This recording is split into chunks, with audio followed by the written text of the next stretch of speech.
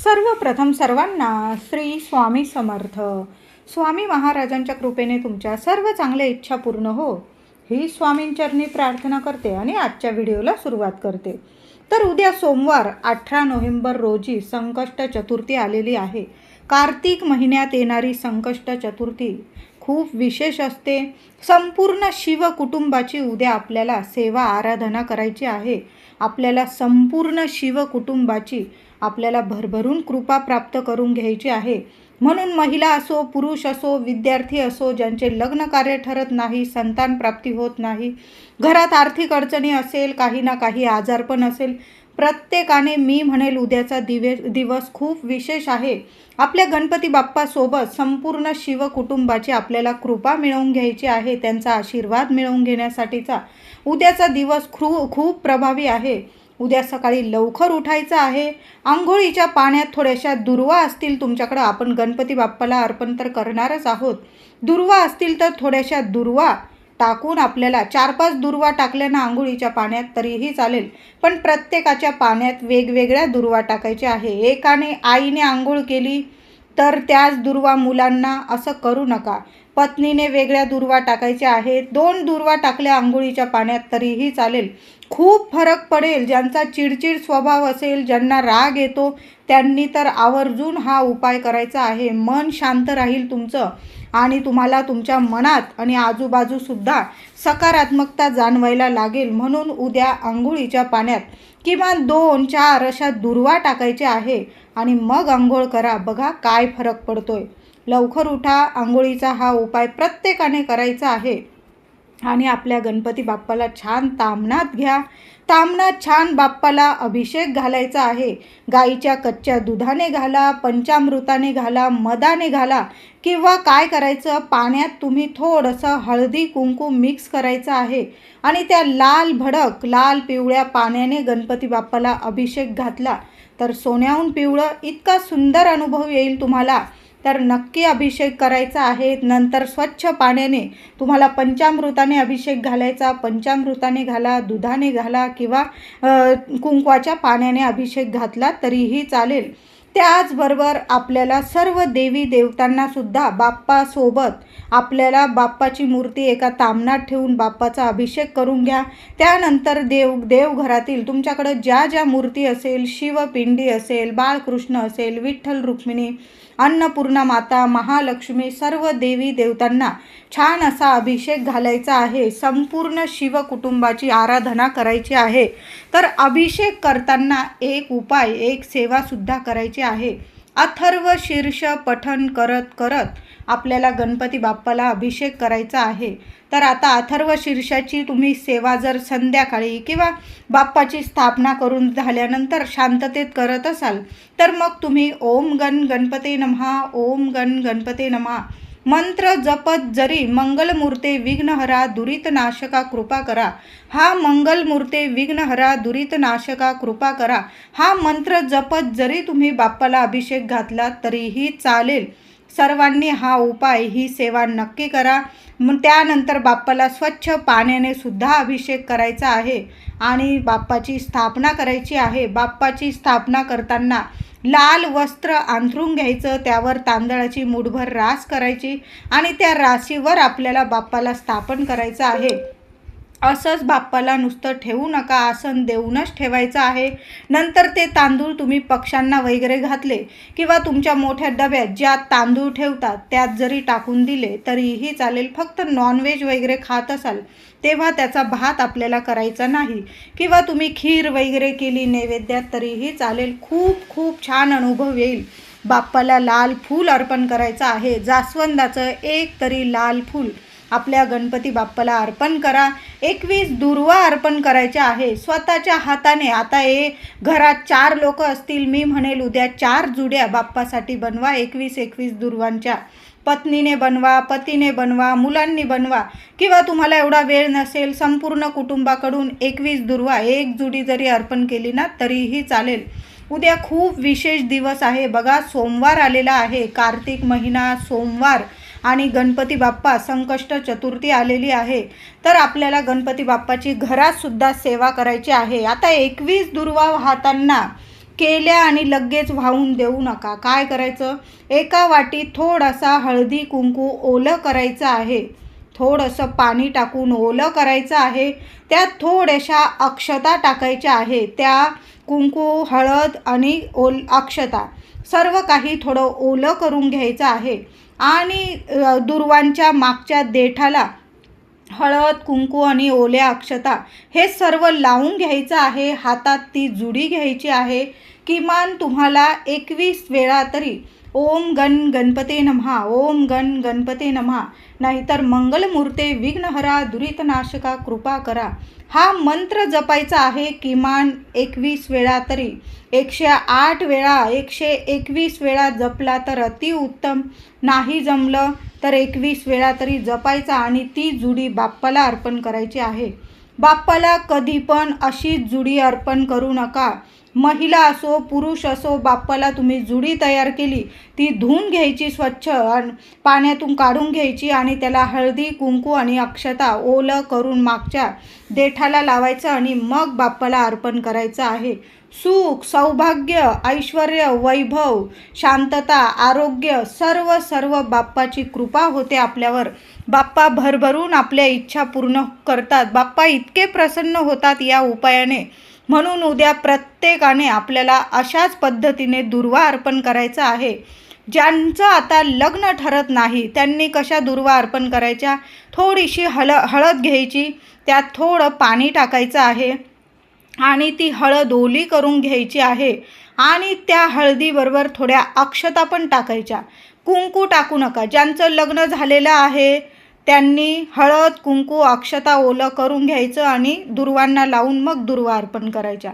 ज्यांचं लग्न ठरण्यात खूप अडथळे येत आहे, काही ना काही कुंडलीत प्रॉब्लेम येतात, लग्नच ठरत नाही, कुठून ना कुठून मार्ग मिळत नाही, मग काय करायचं, हळद ओली करायची, थोड्या अक्षता टाकायच्या आणि दुर्वांची जुडी स्वतःच्या हाताने बनवा 21 दुर्वांची आणि मागच्या देठाला थोडी हळद आणि अक्षता, ओल्या अक्षता आणि ओली हळद लावून घ्यायची. किमान 21 वेळा किंवा 101 वेळा ओम गण गणपते नमः, ओम गण गणपते नमः मंत्र जपत बाप्पाला त्या दुर्वा अर्पण करायच्या आहे. 21 दिवसांच्या आत तुमचा विवाह ठरून येईल असा सोन्यासारखा हा उपाय आहे. नक्की करा. मुलगा असो मुलगी असो, दोघांनी, म्हणजे ज्यांच्या लग्नात अडथळे येतात ना त्यांनी स्वतः हा उपाय करायचा आहे. मुलं बाहेरगावी राहतात, स्वतः आईवडिलांनी हा उपाय केला तरीही चालेल. खूप छान अनुभव येईल. लगेच तुमच्या घरात लग्न कार्य नक्कीच होईल, शुभ कार्य नक्कीच घडून येईल. गणपती बाप्पाची भरभरून कृपा होईल. बाप्पाची उद्या जेवढी सेवा जमेल ना तेवढी करायचं आहे. बाप्पाला मोदक अर्पण करा, नैवेद्य दाखवा. नाही काही जमलं ना तुम्हाला तर नुसता गूळ खोबरंसुद्धा बाप्पाला खूप प्रिय आहे.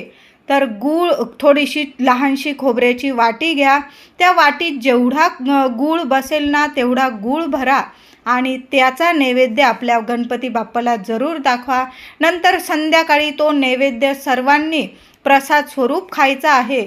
बघा, बाप्पा खूप प्रसन्न होईल. आणि झालंच तर नक्की बाप्पाला 11 किंवा 21 तळणीचे बनवा, उकडीचे बनवा, तुम्हाला जे मोदक जमतील ना ते बाप्पाला नैवेद्यात जरूर दाखवायचे आहे. बाप्पा खूप प्रसन्न होतात. मोदक, लाडू बाप्पाला खूप प्रिय आहे. त्याचबरोबर दुर्वा, जास्वंदाचं फूल अतिशय प्रिय आहे. तुम्हाला उद्या जास्वंदाचं झाड घरात लावायचं असेल, अंगणात, छान दिवस आहे, नक्की झाड लावून द्यायचं आहे आपल्या अंगणात. त्याचबरोबर उद्या आलेला आहे सोमवार. प्रदोष काळात संध्याकाळी काय करायचं, तांब्याभर पाणी घ्या, दूध घ्यायचं असेल, तुम्हाला पंचामृत घ्यायचं असेल, सर्व वस्तू, शिवप्रिय वस्तू घेऊन महादेवांच्या मंदिरात जायचं आहे. हो, प्रत्येकाने हा उपाय, ही सेवा करायची आहे.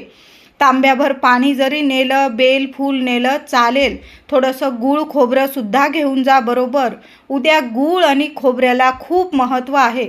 नाही काही जमलं ना तुम्हाला, गूळ खोबरं घेऊन मंदिरात जा, तांब्याभर पाणी घ्या, बेल फूल दुर्वा घेऊन जा आणि तिथं गेल्यानंतर महादेवांच्या मंदिरात शांत बसा आधी जिथं महादेवांची शिवपिंडी सर्वांनाच माहीत आहे, गणपती बाप्पा कुठं विराजमान असतात, कार्तिक स्वामी कुठं विराजमान असतात, माता गौरीचे हात कुठं असतात आणि शिवपिंडी कशी असते सर्वांनाच माहीत आहे.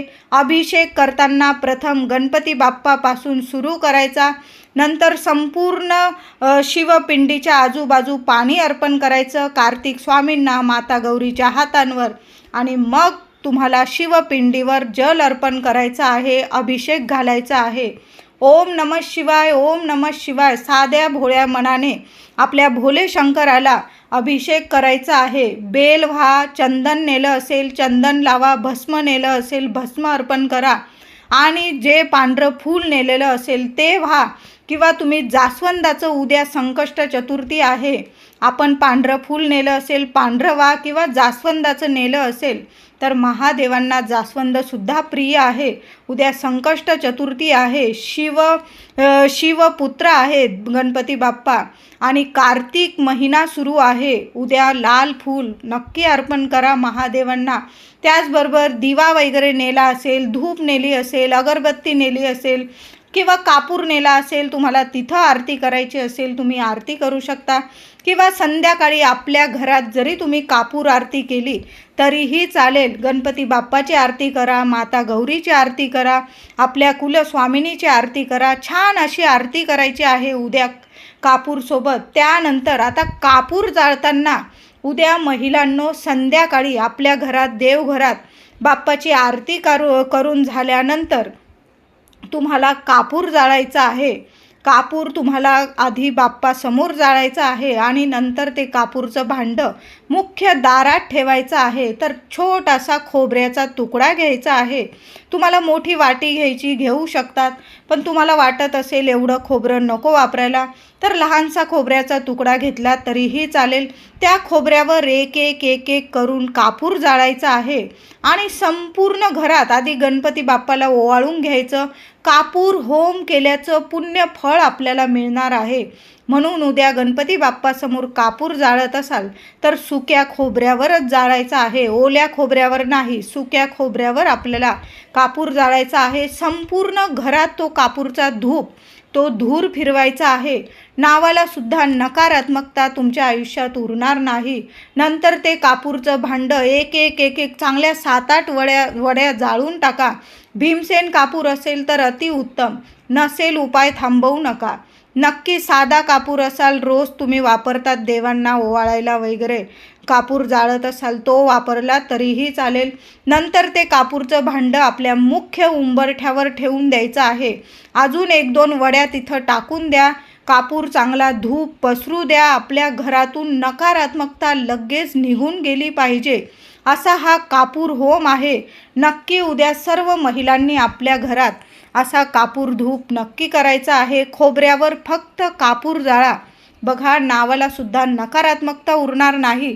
आपल्या घरात कुणी येऊन गेलं की लगेच नजरबाधा होते, मुलं चिडचिड करतात, घराला दृष्ट लागते. तर असं दर संकष्टीला किंवा तुम्ही दर मंगळवारी, दर गुरुवारी, शुक्रवारी असं खोबऱ्यावर जर कापूर जाळला तर अतिशय उत्तम, तुम्हाला सोन्यासारखे नक्कीच दिवस येतील. छान रिझल्ट दिसून येतात. नक्कीच सकारात्मकता निर्माण होते आणि नकारात्मकता लगेच नष्ट होते. कुणाची नजरबाधा लागलेली असेल घराला, मुलाबाळांना, लगेच नष्ट होते. म्हणून असा कापूर नक्की जाळायचा आहे. उद्या मुलांकडून सुद्धा काही सेवा करून घ्या महिलांनो. उद्या आपल्याला महादेवांच्या मंदिरात जाऊन तर संपूर्ण शिवकुटुंबाची सेवा करायची आहे. तिथून घरी येताना, महादेवांच्या मंदिरातून घरी येताना आपण जो तांब्या भरून नेलेला होता, जिथं अभिषेक घालतो आपण, तो तांब्या खाली आणू नका. थोडंसं महादेवांचं तीर्थबरोबर घेऊन यायचं आहे. त्याचबरोबर आपण महादेवांना बेलपत्र अर्पण करतो. तुम्ही 2-4 बेलपत्र अर्पण केलेले असतील, 5 अर्पण केलेले असतील, 11, 21, तर त्यातलं एक बेल लहानसं का होईना घरी घेऊन या. आणि तुमचा स्वभाव रागीट असेल, मुलांचा असेल, पतींचा असेल, कुणाची दृष्ट लागलेली असेल तर ते बेलपान स्वतः खायला द्या, मुलांना द्या, तुम्ही स्वतः खा महिलांनो. खूप चांगला अनुभव येईल तुम्हाला. कधीच तुमच्या केसाला सुद्धा कोणी धक्का लावू शकणार नाही। तुम्ही जे तीर्थ आणलेलं आहे महादेवांचं, संपूर्ण घरात थोडंसं शिंपडून दिलं तरीही चालेल। घराची नक्कीच प्रगती होईल। मुलांकडून उद्या अथर्व शीर्ष नक्की बोलून घ्या महिलांनो। बाप्पाच्या मंदिरात गेला उद्या गणपती बाप्पाच्या मोदक घेऊन जा, लाडू घेऊन जा किंवा गूळ खोबरं नैवेद्यात नक्की घेऊन जा। महादेवांच्या मंदिरात सुद्धा गूळ खोबऱ्याचा नैवेद्य महादेवांना नक्की दाखवायचा आहे। गणपतीच्या मंदिरात गेला तर खाली हात जाऊ नका। 21 दुर्वा, लाल जास्वंदाचं फूल किंवा गुलाबाचं फूल नक्की घेऊन जा। मोदक घेऊन जा किंवा गूळ खोबरं नैवेद्यात नक्की घेऊन जा। एखादं डाळिंब घेऊन गेला नैवेद्यात बाप्पासाठी तर अतिशय। आता मुलांची प्रगती थांबली असेल, मुलं अभ्यास करत नसेल, नोकरीत यश मिळत नसेल, त्यांच्या मनासारखं घडत नसेल, लग्न कार्यात अडचणी येत असतील, घरात आर्थिक प्रॉब्लेम असतील, तर महिलांनो उद्या महादेवांच्या मंदिरात किंवा गणपती बाप्पाच्या मंदिरात जाताना एक दिवा, मी तर म्हणेल दोन्ही मंदिरात जमलं तर नक्की जा। थोडासा वेळ काढा उद्या आणि महादेवांच्या मंदिरात जाताना सुद्धा एक दिवा, मातीची पंती नेली ना तुम्ही तरीही चालेल, दुहेरी वाट टाकायची, तिळाचं किंवा मोहरीचं तेल टाका आणि तिथं पूजा करून घेतल्यानंतर घरी येण्याच्या आधी तो दिवा प्रज्वलित करायचा आहे। तिथं महादेवांसमोर एक दिवा लावून मग घरी यायचं आहे। मुलांविषयी जी इच्छा असेल, तुमच्याविषयी, पतीविषयी, घराविषयी जी तुमची अवघड इच्छा असेल ना, बोलून महादेवांसमोर, शिवकुटुंबासमोर उद्या एक दिवा महादेवांच्या मंदिरात जरूर लावा। उद्या संकष्ट चतुर्थी आहे, कार्तिक महिना आहे, सोमवार आहे, एक दिवा नक्की लावा। मी म्हणेल खाली हात तुम्ही नाहीच येणार। नक्की तुमची प्रत्येक इच्छा महादेव आणि संपूर्ण शिवकुटुंब, गणपती बाप्पा, कार्तिक स्वामी, माता गौरी, संपूर्ण शिवकुटुंब तुमची प्रत्येक इच्छा पूर्ण करेल। मग एक इच्छा असू द्या, नाहीतर तुमच्या 10 इच्छा असू द्या, प्रत्येक इच्छा तुमची पूर्ण झालेलीच आहे। 24 तासाच्या आत तुम्हाला नक्कीच अनुभव येईल। तुमची अवघड कामंसुद्धा अगदी सहज व्हायला लागतील। गणपती बाप्पाच्या मंदिरात गेला तिथं सुद्धा एखादी मातीची पंती घेऊन जा, त्यात सुद्धा दुहेरी वाट टाकून न्या आणि मोहरीचं किंवा तिळाचं तेल टाकून न्या। गणपती बाप्पासमोर सुद्धा तुम्हाला जिथं म्हणजे दिवा लावायला जागा असेल तर तिथं दिवा जरूर लावून द्यायचा आहे। बघा, सोन्यासारखा अनुभव येईल। मुलांकडून जेवढी सेवा होईल ना तेवढी नक्की करून घ्या। किमान 1 वेळा अथर्व शीर्ष, 1 वेळा गणपती स्तोत्र, 108 वेळा किंवा 121 वेळा ओम गणपते नमः, नाहीतर मंगलमूर्ते विघ्नहरा दुरितनाशका कृपा करा हा मंत्र जर महिलांनो उद्या म्हटला ना तुम्ही, मी म्हणेल बरेचसे असे घरात आजारपण असेल, काही अडीअडचणी असेल, दुःख असेल, संकट असेल, त्रास असेल, लगेच गणपती बाप्पा मार्ग नक्कीच काढेल। इतका सुंदर अनुभव देणारा हा मंत्र आहे। गणपती बाप्पाचा प्रिय लाडका हा मंत्र आहे। म्हणून हा मंत्र जप उद्या किमान 121 वेळा तरी नक्की करा। घरात बसून करा किंवा मंदिरात करा, नक्की करायचं आहे। सोन्यासारखे अनुभव नक्कीच येतील। तर आज बरेचसे मी उपाय सांगितलेले आहे। गणपती बाप्पाला उद्या दुर्वा वाहताना कशा व्हायच्या ते सुद्धा मी सांगितलं आहे। लग्नात अडथळे येत असतील त्यांनी दुर्वा कशा व्हायच्या, बाप्पाला नक्की गूळ खोबऱ्याचा नैवेद्य उद्या दाखवायला विसरू नका। तर व्हिडिओ आवडला असेल लाईक करा, सर्वांना शेअर करा, चॅनलला कृपया सबस्क्राईब करा। धन्यवाद।